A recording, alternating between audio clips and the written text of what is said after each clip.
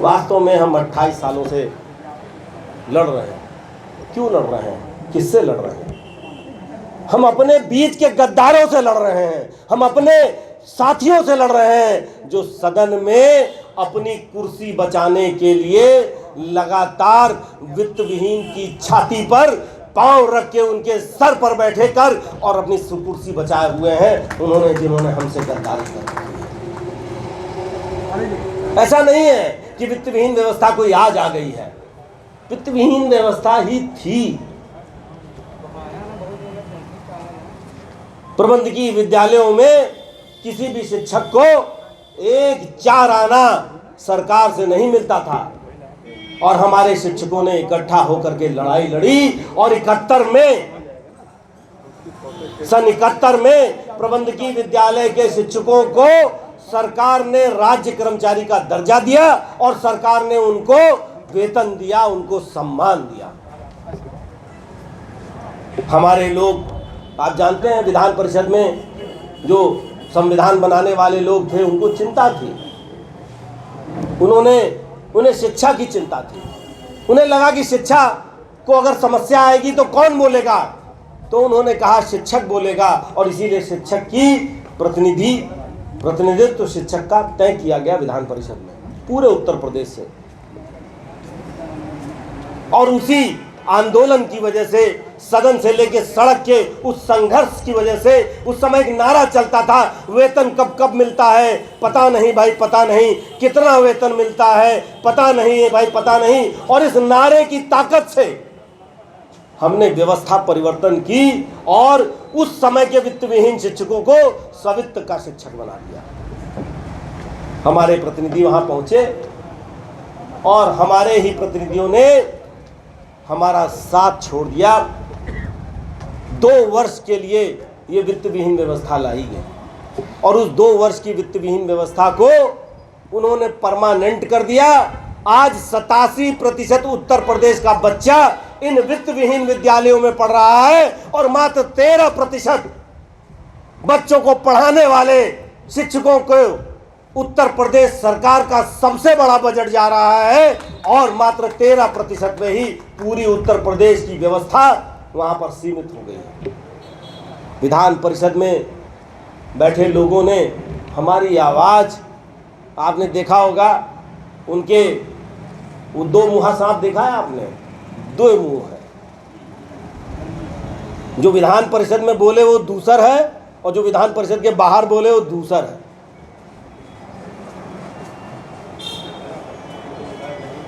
चिट्ठियों, फर्जी नकली चिट्ठियों के बल पर जो लोग शिक्षकों को भरमा रहे हैं, समय के साथ ये सिद्ध हो गया कि इन्होंने शिक्षकों के साथ गद्दारी की। क्योंकि आज 87% बच्चों को पढ़ाने वाला शिक्षक सड़क पे खड़ा है और जो 13% है वहां भी विद्यालयों की हालत बहुत अच्छी नहीं है। उन्होंने अपने में भी विभेद किया।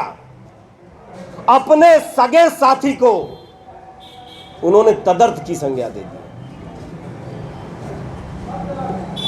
और तदर्थ का अनर्थ जो उन्होंने किया है ये इस बात का उदाहरण है कि उन्होंने पूरी शिक्षा व्यवस्था पर खंजर भोंका है, सबके साथ धोखा किया। समय आ गया है, पाप का घड़ा भरता है। अगर 20 साल का नौजवान लड़का पढ़ाई लिखाई करने के बाद नौकरी पा जाए तो 40 साल नौकरी करने के बाद 60 साल की उम्र में रिटायर हो जाता है। पर हमारे वो जो साथी बैठे हैं वो 47 साल से विधायक हैं लेकिन अभी रिटायर नहीं होना चाहते। 90 की उम्र में धोती संभले न संभले लेकिन विधान परिषद की कुर्सी संभालना चाहते हैं। उन्हें भरोसा नहीं है अपनी अगली पीढ़ी पर, उन्हें भरोसा नहीं है शिक्षक साथियों पर कि अब वो कह सके कि मैं 90 साल का बूढ़ा बुजुर्ग हो गया हूं, अब तुम संभालो कुर्सी। तुम नौजवान शिक्षक हो, तुम्हें अब जरूरत है कि शिक्षक के विषयों को विधान परिषद में उठाओ, उनकी समस्याओं को उठाओ। लेकिन ऐसा नहीं है कि बाहर जनता चुप बैठेगी। मैं प्रतापगढ़ और लखनऊ मंडल के सब साथियों का हृदय से आभार व्यक्त करता हूं जिन्होंने बिना आवाज किए पहली बार वित्त विहीन के बेटे को विधान परिषद में भेजकर यह साबित कर दिया कि वित्त विहीन शिक्षक व्यवस्था में बाज नहीं है। वे लाल है जो विधान परिषद में घुस करके इन वित्त विहीन शिक्षकों की बात कर सकते हैं, इन वित्त विहीन शिक्षकों की आवाज उठा सकते हैं। पिछले 6 सालों में आपने देखा, मैं बहुत सारे उदाहरण नहीं दूंगा, आप सबने इसको जिया है, आप सबने इस व्यथा को झेला है और इस व्यथा के साथ चले हैं। 2014 में आपने अपना एक विधायक जिताया। क्यों जिताया? क्योंकि इनकी अगुवाई में जो हमारा अपमान हो रहा था, हमारे अपने विद्यालय में जो हमारा अपमान हो रहा था कि परीक्षा शुरू हो जाती थी और एक हमारा प्रधानाचार्य जो बड़ा वरिष्ठ, अपनी संस्था का सबसे वरिष्ठ होता था, उसको एक स्टूल दे दिया जाता था और वहां पर एक बहुत निचले तबके का पद से, एक निचले तबके का पद से व्यक्ति जाता था और पूरा विद्यालय अपने कब्जे में कर लेता था। ऐसा लगता था कि दामाद ससुराल आए हैं और उनको अंगूर खिलाओ, पेड़ा खिलाओ, सब एकदम उनके सेवा करो। और उसके बाद होता क्या था कि अगर वो सूसू जाता था तो अलमारी में जो है ताला लगा करके मुहर लगा के जाता था कि ये पूरा विद्यालय चोर है, एक मैं ही साह हूं। और वापस विद्यालय पे जब आता था तो फिर ताला खोलता था अपनी अगुवाई में। तो लोग समझते थे, हे भगवान, अपने विद्यालय में ही इतना अपमान। और महासभा की अगुवाई में, शिक्षक महासभा की अगुवाई में हमने उस व्यवस्था में परिवर्तन लाए और आज हमारा प्रिंसिपल अपने विद्यालय में सम्मान से केंद्र व्यवस्थापक बन करके बैठता है। वो सम्मान हमें मिला। हमने वो लड़ाई भी लड़ी जब 47 साल से सीटों को कब्जा किए लोगों को डर लगा कि अरे ये तो इनकी संख्या बढ़ने लगी है, ये 87% को पढ़ाने लगे हैं और अगर ये वोट देने जाएंगे तो हमको वोट नहीं देंगे। क्यों नहीं वोट देंगे? क्योंकि तुम तो हमारे लिए कुछ बोल ही नहीं रहे हो, तो हम तुमको क्यों वोट देंगे? तो उन्होंने हमें प्राथमिक नागरिकता से ही बाहर कर दिया। उनकी चिट्ठियों में यह लिख के भेजा गया कि ये अंशकालिक शिक्षक हैं और इनको वोट देने का अधिकार इनका छीन लिया जाए, जबकि ये सरासर गैर कानूनी था। सिर्फ हमारा नाम रखा गया था अंशकालिक शिक्षक, हम पूर्णकालिक और संपूर्ण रूप से अपने विद्यालय में पढ़ाते थे। लेकिन उसके बाद भ्रम फैलाकर हमारे विधायकी की ताकत का प्रयोग करके उन्होंने वित्त विहीन शिक्षकों को इस चुनावी प्रक्रिया से बाहर कर दिया। माननीय उच्च न्यायालय के आदेश से हम उस आदेश, महासभा की अगुवाई में हमारे इसी जनपद के स्वर्गीय विजय त्रिपाठी जी की रिट महासभा की तरफ से की गई थी और जिसमें हमें माननीय उच्च न्यायालय ने कहा कि विद्यालयों में पढ़ाने वाले ये वेतन न पाते हो तो भी कोई बात नहीं, आप ये पूरा पढ़ाते हैं, इनको नागरिकता से बाहर नहीं किया जा सकता। और ये वोट देने का अधिकार उन्होंने दिया, जिसको लेके ये यहाँ से लेके सुप्रीम कोर्ट तक 2008 के बाद से उठक बैठक मार रहे हैं, पर ये उठक बैठक खत्म नहीं हो रही। उस आदेश के बाद भी इनके प्रयास थोड़े नहीं रहे जब इन्होंने वित्त विहीन शिक्षक को वोटर न बनने का रोका हो। और 2014 में जब आपने महासभा की अगुवाई में देखा कि शिक्षक का सम्मान महासभा बढ़ा सकती है, जब आपने देखा शिक्षक का वोटिंग अधिकार महासभा बचा सकती है, तो आपने महासभा को आगे बढ़ाया और लखनऊ से आपने उमेश द्विवेदी जी को जिता के भेजा। हालांकि बहुत सारी सीटें और भी हैं हमारी जो हम बहुत मामूली वोट से हारे और बहुत मामूली वोट से हारे, लेकिन उसके बाद भी हमारे बीच से एक हमारा साथी पहुंचा, हमने संघर्ष किया।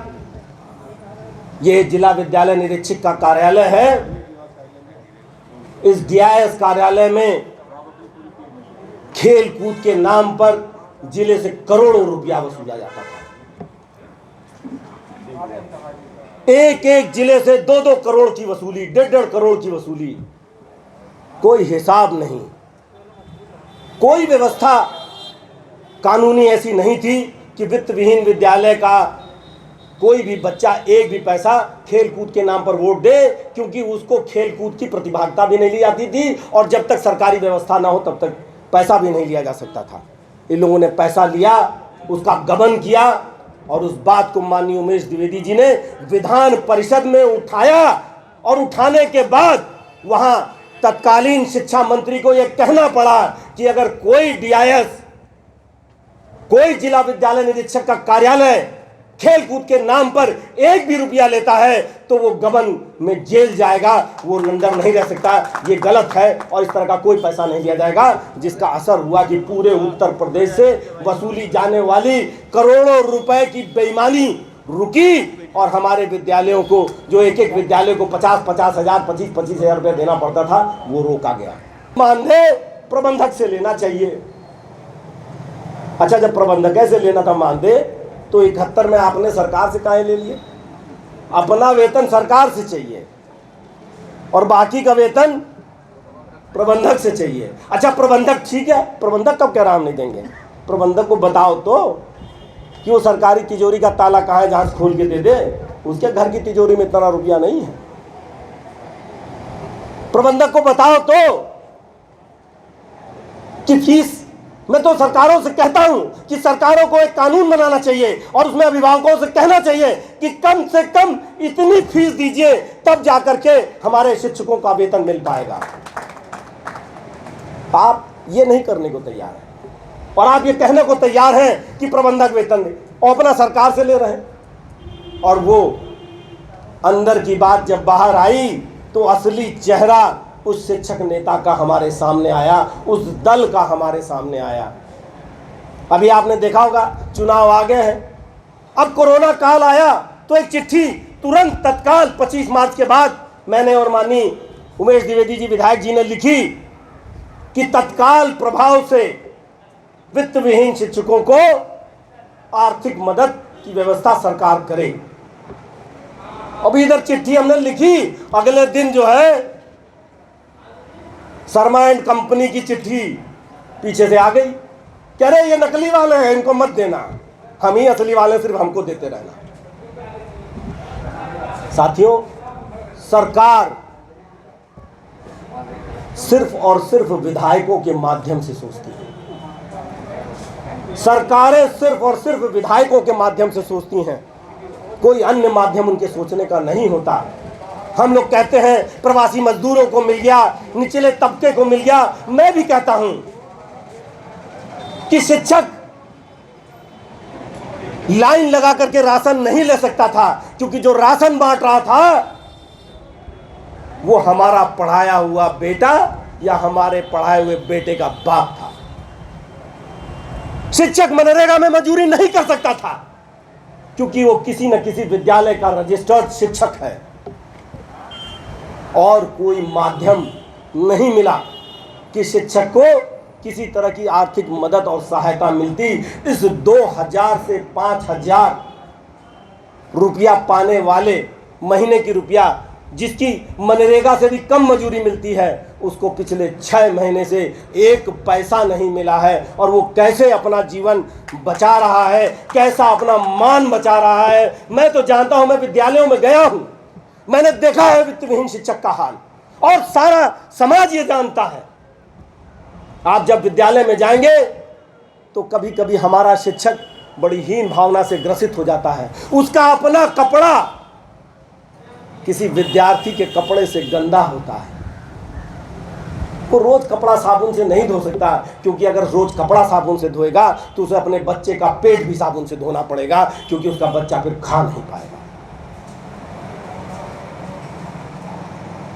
और उसके बाद भी हमारे शर्मा एंड कंपनी के विधायक सदन के अंदर जिम्मेदार लोगों को, मुख्यमंत्री जी से लेकर उप मुख्यमंत्री तक को ये चिट्ठी लिखते हैं कि वित्तविहीन का मदद न मिले। इससे ज्यादा शर्मसार कोई बात नहीं हो सकती।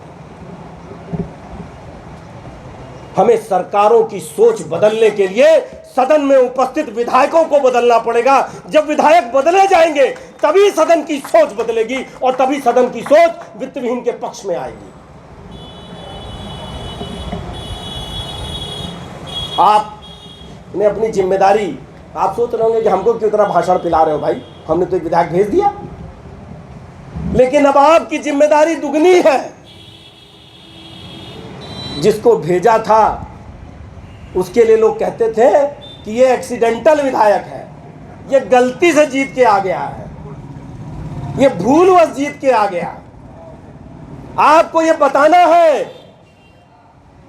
कि ये परमानेंट विधायक है, ये परमानेंट विधायक है। जब तक वित्त विहीन शिक्षकों की समस्या पूरी तरह हल नहीं हो जाती, तब तक सदन में वेल पर उमेश द्विवेदी अपने साथियों के साथ गरजता रहेगा और सरकारों को सुध बुध में लाने के बाद, वित्त विहीन शिक्षकों के खातों तक रुपया पहुंचाने के बाद, सरकारी वेतन पहुंचाने के बाद ही वहां से हिलने वाला। जिस बेटे के पीछे 3.5 लाख शिक्षकों और प्रधानाचार्यों का आशीर्वाद हो, वो बेटा कमजोर नहीं हो सकता। बहुत सारे लोगों ने कहा अरे वो तो सरकार के साथ चले गए। मैं आपको बताना चाहता हूं कि सरकार के साथ क्यों गए, क्योंकि मैं उस हर पल का साक्षी हूं। उमेश द्विवेदी के साथ आपके संघर्ष के हर पल का मैं साक्षी हूं। सरकार ने जब घोषणा की कि हम भी चुनाव लड़ेंगे शिक्षक का, तो हम लोगों ने प्रश्न ये उठाया कि सरकार क्यों और क्या किया है आपने कि आप चुनाव लड़ना चाहते हैं। तो सरकार ने कहा कि आप शिक्षक हित के लिए लड़ रहे हैं, पर सदन में ऐसे लोग बैठे हैं जो शिक्षक हित के इतर व्यक्तिगत हितों के लिए अपना काम कर रहे हैं। भारतीय जनता पार्टी सबके हित के लिए काम करने वाली एक पार्टी है। हम सदन में उस व्यवस्था को बदल के शिक्षक हित के लोगों को लाना चाहते हैं, इसलिए हम चुनाव लड़ना चाह रहे हैं और शिक्षकों के बीच में जाना चाह रहे हैं। उन्होंने कहा कि पिछले कई सालों से जो लोग मेरिट लिस्ट पे कब्जा जमाए हुए हैं, जिनके विद्यालय वित्त विहीन विद्यालय पिछले 18 साल से मेरिट लिस्ट के सबसे मेरिटोरियस स्टूडेंट्स दे रहा है और सबसे ज्यादा परीक्षा फल में उनके विद्यालय शामिल हैं, लेकिन उनके शिक्षकों का सम्मान नहीं होता। भारतीय जनता पार्टी ने कहा कि हमने अपने सरकार में उन शिक्षकों के लिए राज्य पुरस्कार की घोषणा की है, जो कि सच था, और उन्होंने राज्य पुरस्कार हमारे लोगों को दिया। उन्होंने कहा कि भारतीय जनता पार्टी जनहित में कार्य कर रही है, शिक्षक हित में कार्य कर रही है, इसलिए आज वो शिक्षक हित में चुनाव लड़ना चाहती है। आप अपनी बात कहिए। और फिर शर्मा जी की चिट्ठी जैसे हर चुनाव से पहले आती है, फिर आ गई कि वोटर जो है ये सब अंशकालिक है, ये सब नकली। तो सरकार ने, आज से पहले भी सरकारें थी, हमेशा चिट्ठी आती थी, पर एक ऐसी चिट्ठी लिखी जाती थी जो न मर्द में थी और न मादा में थी, बीच में जाती थी। हाईकोर्ट के आदेश पर किसी तरह हम लोग लड़ भिड़ कर वोटर बन जाते थे। लेकिन पहली बार एक स्पष्ट चिट्ठी लिखी गई सरकार द्वारा कि वित्त विहीन विद्यालयों में पढ़ाने वाला शिक्षक संपूर्ण कालिक शिक्षक है और वो अपनी व्यवस्था में पूरी तरह शामिल है, हम उसको वोटर बनाने का अधिकार देते हैं। और उस आधार पर पुनः आप सब वित्त विहीन शिक्षकों को मुख्य धारा में शामिल करते हुए वोटर बनाया गया। हमने शिक्षक हित में भारतीय जनता पार्टी का साथ लिया। माननीय उमेश द्विवेदी जी ने भी भारतीय जनता पार्टी का साथ लिया। हमारा विश्वास है कि जिस दिन सदन में हम संख्या बढ़ा करके पहुंचेंगे, उस दिन सरकार को इस बात पर विचार करने पर मजबूर कर देंगे कि इन वित्त विहीन शिक्षकों के द्वारा ये जो विधायक जीत करके आए हैं, इनकी जो शिक्षक हैं, इनके हित में इनका वेतन भुगतान और इनका कल्याण जिस भी माध्यम से होता हो, सेवा नियमावली बना करके जिस भी माध्यम से होता हो, वो सारे जतन करने चाहिए। आपने देखा, हम लोग बहुत दिन से प्रयासरत हैं। अपने गोंडा के प्रदेश महासचिव भाई उमेश सिंह जी का अचानक हृदय गति रुक जाने से निधन हो गया। हमने गोरखपुर फैजाबाद में अपना एक मजबूत स्तंभ खो दिया। बड़ी कच्ची गृहस्थी है और मैं समझता हूँ उत्तर प्रदेश के वित्त विहीन विद्यालयों में पढ़ा रहे शिक्षकों की सबकी बड़ी कच्ची गृहस्थी है। अगर वो शिक्षक को बुखार आ जाए तो घर नहीं चल सकता, और जब हमारा वो साथी गुजर गया तो मानो दिल पे सांप लौट रहा हो कि कैसे वो विद्यालय, कैसे उसका घर चलेगा। उसके लिए उस पर भी विचार हो रहा है। मेरा विश्वास है कि हम लोग आपकी ताकत से फिर इस बार वित्त विहीन के प्रतिनिधियों को जिता करके सदन में अपनी मजबूती बताएंगे और सदन में इस बार पुनः पूरे उत्तर प्रदेश से ज़्यादा सीटों पर जीत करके लोगों को ये सोचने पर मजबूर कर देंगे कि वित्त विहीन का शिक्षक जरूरी है, वो गैर जरूरी नहीं है। वित्त विहीन का शिक्षक उत्तर प्रदेश में बच्चों को पढ़ाने की मूल आवश्यकता है और सरकार यदि चलानी होगी तो वित्त विहीन शिक्षकों को साथ लेके चलना होगा। समय को देखते हुए मैं आज अपनी वाणी को यहीं विराम दे रहा हूँ। अपने सभी अग्रज साथियों को मेरा प्रणाम है, नमन है, वंदन है। जय हिंद, जय शिक्षक। बहुत बहुत धन्यवाद।